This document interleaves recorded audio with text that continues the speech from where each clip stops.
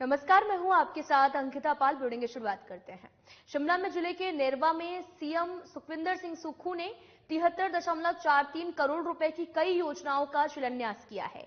वहीं सीएम ने एक विशाल जनसभा को संबोधित करते हुए कहा कि प्रदेश सरकार नवीन योजनाओं के माध्यम से राज्य के जन जन के जीवन स्तर में सुधार के लिए कार्यरत है।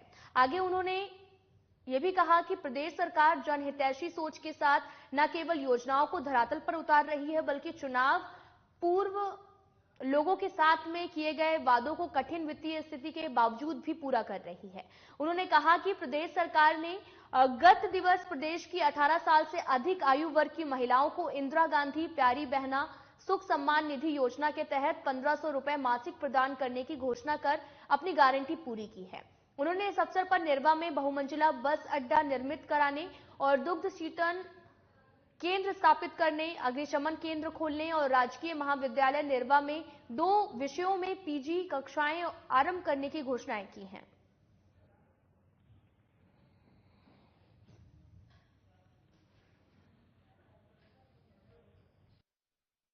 बनाने की भी हम घोषणा करते हैं।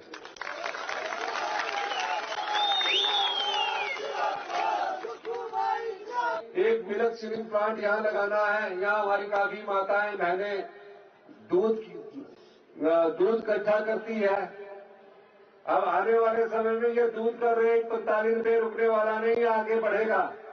और उसके लिए हमें चिलिंग कलेक्शन सेंटर बनाना पड़ेगा। इसकी भी मैं बनाने की घोषणा करता हूं। एक मिनी सचिवालय नेरवा में बनाने की घोषणा करता हूं। अग्निशमन केंद्र नेरवा को यहां देने की घोषणा करता हूं। शिमला के पीटर हाफ में राज्य स्तरीय अंतर्राष्ट्रीय महिला दिवस कार्यक्रम का आयोजन किया गया।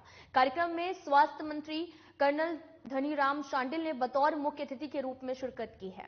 इस दौरान महिलाओं के लिए चलाए जा रहे कार्यक्रम और स्वयं सहायता समूहों के द्वारा बनाए जा रहे उत्पादों की प्रदर्शनी भी लगाई गई। इसके अलावा रस्साकशी जैसे कई कार्यक्रम की तरफ से आपको पता चले कि महिला सशक्तिकरण का संदेश भी दिया गया। वहीं स्वास्थ्य मंत्री धनीराम शांडिल ने इस दौरान कहा कि 8 मार्च को अंतर्राष्ट्रीय महिला दिवस मनाया जाता है, लेकिन शिवरात्रि के चलते इसे आज मनाया जा रहा है। उन्होंने ये भी कहा कि महिलाएं किसी भी क्षेत्र में पीछे नहीं हैं और महिलाएं आज पायलट के रूप में सेवाएं दे रही हैं। इसके अलावा गृहिणी और अधिकारी हर क्षेत्र में महिला अपना योगदान दे रही हैं। उन्होंने ये भी कहा कि महिलाओं के उत्थान के लिए प्रदेश सरकार ने 1500 रुपए देने का फैसला किया और इसे दिया जा रहा है, जो भी महिलाओं के लिए काफी ज्यादा फायदेमंद होगा।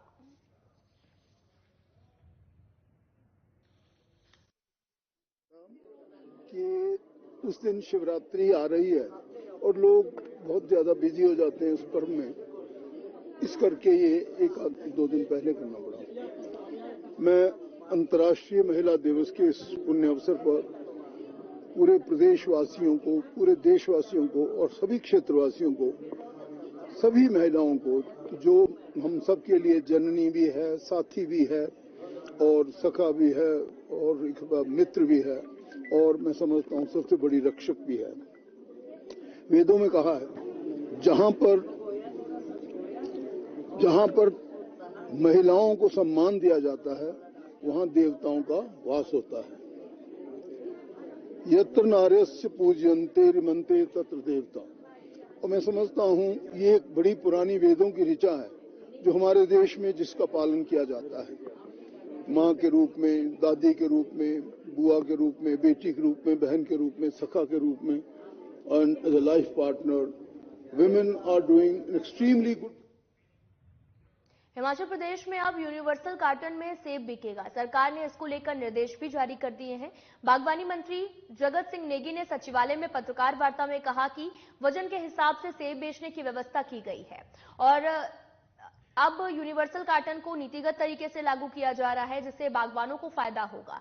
इसको लेकर एसओपी जल्द जारी की जाएगी और साथ ही 20 किलो और 12 किलो सेब पेटी को सेब पैकिंग की व्यवस्था की जाएगी। इसके अलावा अब टेलीस्कोपी कार्टन पर पूरी तरह से बैन लगा दिया गया है। आगे उन्होंने कहा कि टेलीस्कोप कार्टन में भी अब से जो है वो नहीं बिकेंगे और अगर कोई बेचेगा तो उस पर भी कार्रवाई की जाएगी। और ये कि जो पैकेजिंग होगा वो जो है स्टैंडर्डाइज होगा और उसको जो आप चाहे यूनिवर्सल कहें जो है उसका जो है पूरा टोटल लेंथ कितना होगा, विड्थ कितना होगा, उसके अंदर कितना केजी आएगा, ये सब जो है स्टैंडर्ड एसओपी होगा। थोड़ा सा स्पेसिफाई करते जरा इसमें कि किस तरह का यूनिवर्सल कार्टन होगा और क्या ये 20 किलो का होगा, 22 का होगा, और जो फैक्ट्री संबंध क्या आदेश दे दिए हैं? बिल्कुल, हमने जो मीटिंगें हुई थी उसमें मैन्युफैक्चरर्स को भी बुलाया गया था, बागवानों को भी बुलाया गया था और जो टेक्निकल लोग हैं सबको बुला के राय ली गई थी और उस राय लेने के बाद ही ये जो है हमने फाइनल इसका किया है। जहां तक पेटी की बात है, इसमें मैक्सिमम जो है आपका 20-21 किलो के करीब आएगा, 5-10% का। आगामी लोकसभा चुनाव को लेकर कई राजनीतिक दल तैयारियों को लेकर सजग हैं और इसी कड़ी में हिमाचल जनता पार्टी ने भी आपको पता चले कि शंखनाद कर दिया है और लोकसभा चुनाव को लेकर मंडी में प्रेस वार्ता की गई, जिसमें पार्टी अध्यक्ष पवन कटोच ने मीडिया को संबोधित करते हुए कहा कि देश और प्रदेश में शिक्षा और अन्य सुविधाओं की हालत खस्ता है, जिसकी वजह से सरकारें कर्जे में हैं, लेकिन हमारे पास बहुत ऐसे प्लान हैं जिससे हम सरकारों को कर्जा मुक्त कर सकते हैं। इस दौरान उन्होंने कहा कि हमने बहुत सारे प्लान कई वर्ग के लिए भी तैयार किए हैं। इसके बाद उन्होंने पार्टी सदस्यता को लेकर कहा कि समूचे प्रदेश में हजारों कार्यकर्ताओं ने पार्टी पर भरोसा भी दिलाया और साथ ही आने वाले समय में पार्टी मजबूती से लोकसभा चुनाव में मैदान में उतरेगी। और वहीं उन्होंने लोकसभा प्रदेश के चारों सीटों पर प्रत्याशियों को उतारने का भी ऐलान किया है। मंडी लोकसभा से महेश सैनी का भी नाम घोषित कर दिया है। पर प्रेस कॉन्फ्रेंस जो रखी है वो इसलिए रखी है क्योंकि हमने अपनी लोकसभा सीट मंडी के लिए अपना प्रत्याशी घोषित करना है, जो कि जिनका नाम है महेश सैनी। ये हमारे एमपी सीट के लिए मंडी से फाइट करेंगे जी।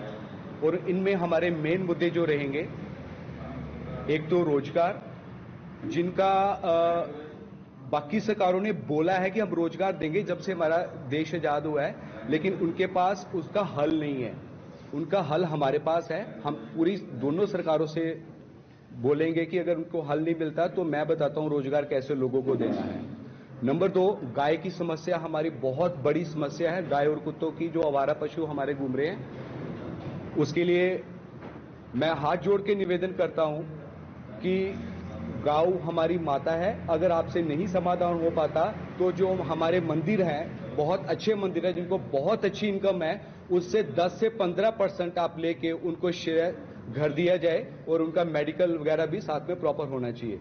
और इससे आम लोगों को भी बड़ी आम लोगों को भी बड़ी जो प्रॉब्लम आ रही है गायों की समस्या में, जिसमें कि रोड एक्सीडेंट हो रहे हैं, बहुत लोग मर रहे हैं। लोकसभा चुनाव की सुगबुगाहट होते ही आरोप प्रत्यारोप का दौर शुरू हो गया है। जिला परिषद सदस्य हाटकोटी और प्रवक्ता प्रदेश कांग्रेस कमेटी के कौशल मुंगटा ने भी शिमला में प्रेस वार्ता कर कहा कि शिमला संसदीय क्षेत्र से बीजेपी सांसद सुरेश कश्यप ने 300 से भी अधिक पंचायतों को एक भी रुपया अपने 5 सालों के कार्यकाल में नहीं दिया। 15 साल से बीजेपी के सांसदों ने शिमला लोकसभा क्षेत्र को लवारिस छोड़ दिया है और सांसद निधि तक का सही तरह से बंटवारा नहीं किया। कौशल मुंगटा का भी कहना है कि शिमला लोकसभा सीट में 17 विधानसभाएं आती हैं, जिसमें से 9 से जो लगभग पंचायतें हैं वो सूचना के अधिकार से मिली जानकारी के अनुसार बीजेपी के सांसद सुरेश कश्यप ने 300 पंचायतों में विकास कार्य के लिए एक भी रुपया की मदद नहीं की है। कोरोना के समय भी सांसद क्षेत्र से नदारत रहे और आपदा के समय भी कोई मदद केंद्र से नहीं मिली। कि आप सेब की आवाज उठाते, किसी व्यक्ति ने 5 साल में सुना हो कि माननीय सांसद ने नरेंद्र मोदी जी के सामने संसद के अंदर ये बात बोली हो कि इंपोर्ट ड्यूटी जो आप घटाते जा रहे हैं, क्यों घटा रहे हैं आप, हमारी 6000 करोड़ की आर्थिकी इस पर निर्भर है, कभी बात नहीं की सांसद ने। हमारे सोलन का जो है ना टमाटर कितना फेमस है, लोगों की कृषि लोग जुड़े हैं उससे, लोगों की आर्थिकी जुड़ी है उससे, कभी उन्होंने इस क्षेत्र में कभी काम नहीं किया। हर दूसरा साल सोलन के अंदर क्या होता है कि टमाटर का जो रेट है पूरे देश के अंदर 2-3 रुपए किलो जाता है, कई बार रेट नहीं मिलता। तो आपने कभी आपने ये नहीं समझा कि मैं एक छोटी सी यूनिट स्टार्ट कर दूं, हम कोई केंद्र से छोटी सी इकाई ले आए। तो शिमला लोकसभा के अंदर इस बार अच्छा आदमी जाए, और चाहे कोई भी जाए, और ऐसे आदमी जिन्होंने हमारी 15 साल से लोकसभा सीट को जो है ना पीछे लाने का काम किया है और हमारा मांग घटाने का काम किया है, ऐसे लोग। शिमला में बीजेपी मीडिया प्रभारी करनंदा ने कांग्रेस प्रवक्ता का जवाब देते हुए कहा कि कांग्रेस पार्टी केवल दुष्प्रचार में ही विश्वास रखती है और बिना जानकारी बयानबाजी कर रही है। उन्होंने ये भी कहा कि शायद उनको दिखता नहीं है, पर बीजेपी के सांसद सुरेश कश्यप ने 15,000 करोड़ रुपए से अधिक के कार्य अपने संसदीय क्षेत्र में करवाए हैं। अगर हम इसको गिनाने लग गए तो बहुत बड़ी सूची है, पर लगता है कि समय आ गया है कि हमें कुछ उदाहरण उनके समक्ष रखने पड़ेंगे। आगे उन्होंने कहा कि हमने विधानसभा क्षेत्र के अनुसार भी एक लेखा जोखा तैयार किया है, पर एक बार प्रवक्ता साहब के क्षेत्र के बारे में बात कर लेते हैं। जुब्बल कोटखाई विधानसभा क्षेत्र के लिए सांसद सुरेश कश्यप ने 76 कामों के लिए सांसद निधि का वितरण किया है।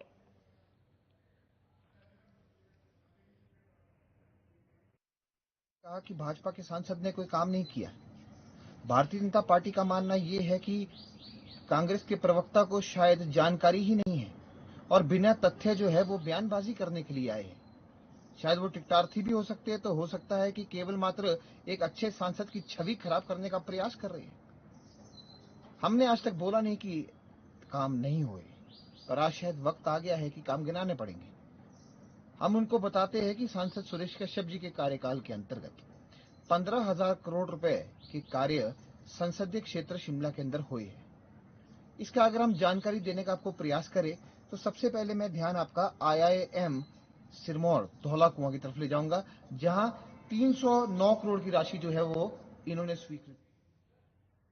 शिमला में बागी विधायक सुधीर शर्मा पर कांग्रेस हाईकमान ने बड़ी कार्रवाई की है। आपको बताते चले कि उन्हें AICC के सेक्रेटरी पद से हटा दिया गया है। राष्ट्रीय महासचिव KC वेणुगोपाल ने भी आदेश जारी कर दिए हैं और इसके साथ ही राजेंद्र राणा ने भी प्रदेश कांग्रेस कार्यकारी अध्यक्ष के पद से इस्तीफा दे दिया है। उन्होंने अपना इस्तीफा कांग्रेस अध्यक्ष मल्लिकार्जुन खड़गे को भेज दिया है और इसके लिए अब इनकी वापसी के सभी द्वार बंद होते नजर आ रहे हैं। ये 6 कांग्रेस बागियों में से 2 बागी हैं जिन्हें विधानसभा अध्यक्ष ने कुछ दिन पहले सभी 6 विधायकों को अयोग्य घोषित किया था। इन सभी ने लोकसभा के बीजेपी उम्मीदवार को वोट किया था और अब कांग्रेस हाईकमान 4 बागियों पर क्या करती है, इस पर सभी की नजरें टिकी हुई हैं।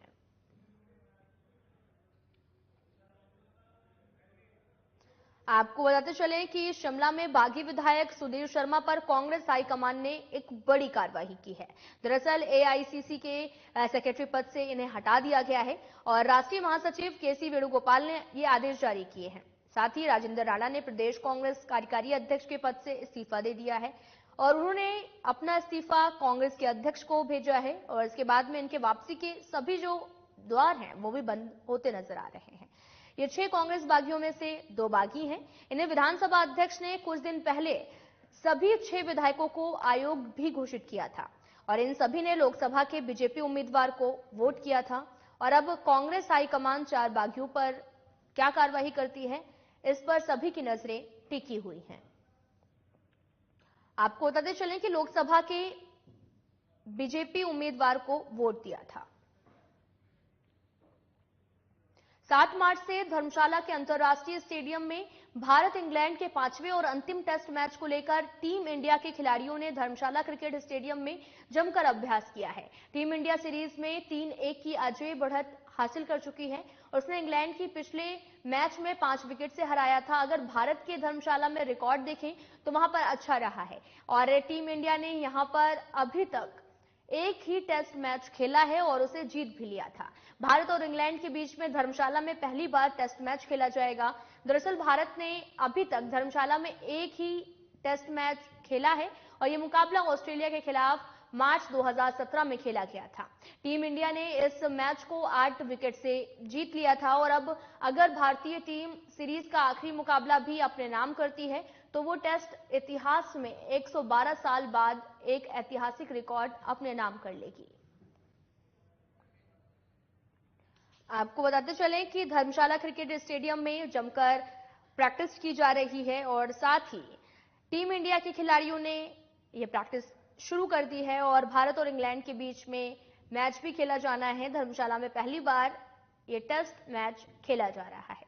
दरअसल आपको बताते चले कि 7 मार्च से धर्मशाला के अंतर्राष्ट्रीय स्टेडियम में भारत इंग्लैंड के 5वें और अंतिम टेस्ट मैच को लेकर टीम इंडिया के खिलाड़ियों ने धर्मशाला स्टेडियम में जमकर अभ्यास किया है।